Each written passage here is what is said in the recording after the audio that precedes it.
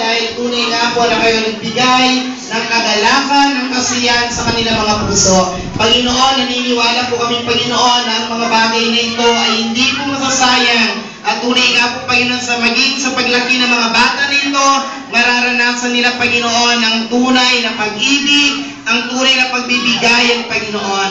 Lord, pagpalain niyo po, Panginoon, ang buhay po, Panginoon, ng mga anak mo na ginagamit mo, maging sa gawain na ito, Panginoon. Lalong-lalo na po pa yan sa buhay po ni Ate Karina, Panginoon, na siya ginagamit, Lord, na naman po mga makukuha ng mga bata nito, Panginoon, Lord, ang kagalakan sa kanilang puso ay mananatili. Panginoon, marami pong salamat at ngayon pong umaga, Panginoon, ipinagkakatiwala po namin sa iyo, Panginoon, ang pagtatapos ng Christmas party ng mga bata na ito. Pagpalain niyo po, Panginoon, ang bawat isa, Panginoon. Lord, maraming salamat, Panginoon. At tunay nga po na ngayon pong umaga, Panginoon, ibinabalik po namin sa iyo ang lahat ng papuri, ang lahat na pasalamat niyo po. Aming dalangin sa pangalan ni Jesus. Amen.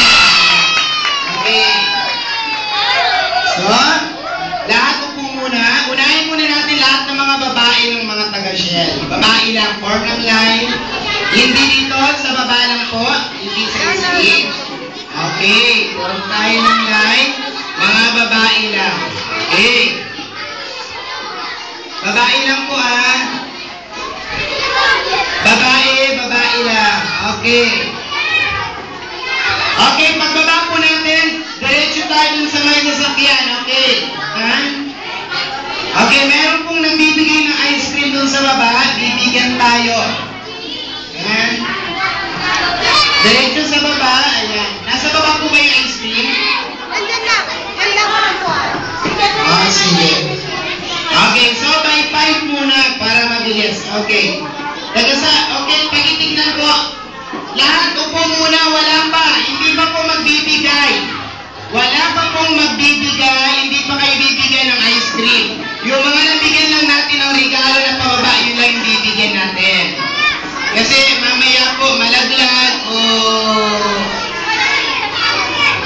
Okay, so 5 muna po. Okay, unahin natin. Okay. Akyat na. Okay, ate, pa-assist na lang po natin. Okay, baba na. Diretso na din sa baba. Okay, pa-assist po. Ayan, pa-assist. Okay.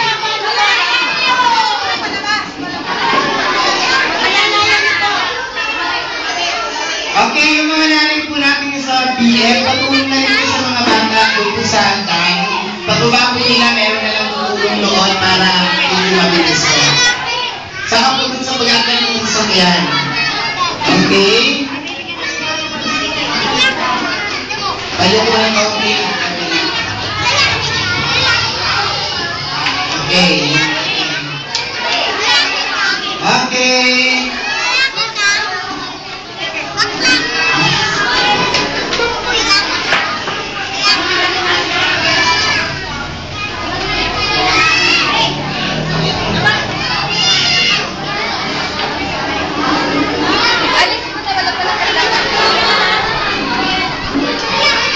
Okay, pasahin na lang po yung sa likod kung pwede na, ha?